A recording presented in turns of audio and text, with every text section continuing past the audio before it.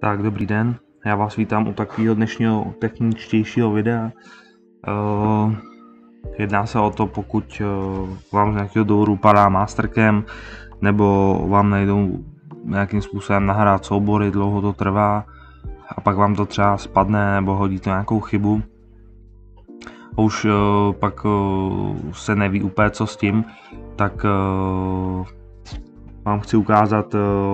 Mastercam má takový inspekční modul, je to taková analýza automatická, která se vám udělá v počítači, vám to, nebo respektive nám to udělá nějaký soubor, který nám pak zašlete a my z toho vidíme, jestli tam je všechno, jestli není nějaká chyba třeba systému nebo tak.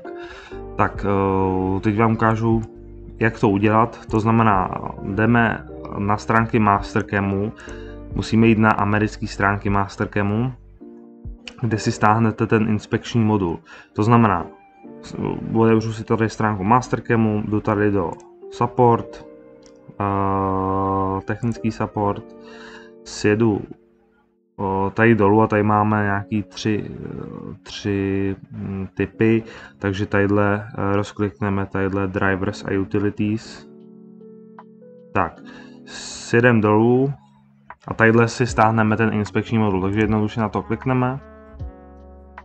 Takže ho stáhneme, otevřeme zip, nainstalujeme to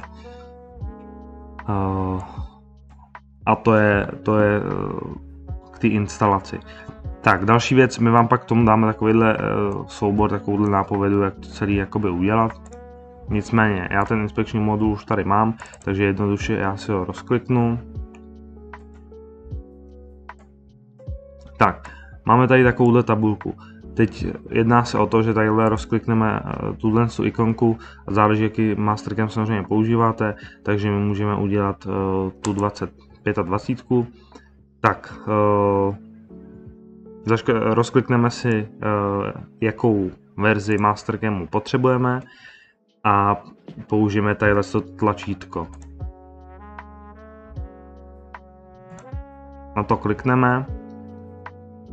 Teď se nám to chvilku bude nějakým způsobem načítat, tak otevře nám to takovouhle tabulku, se kterou nic neděláme, dáme křížek.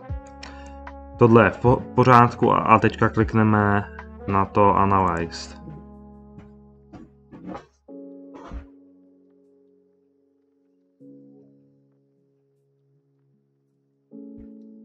Tak, teď nám to chvilku bude analyzovat ten systém, počítač.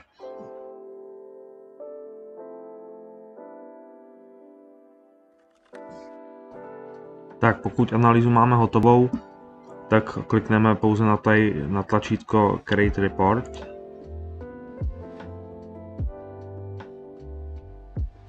Tak, tady můžeme vidět, máme tady report, který nám ten inspekční modul vytvořil. Je to takovýhle textový soubor a to nám stačí pouze zaslat a ta analýza je hotová.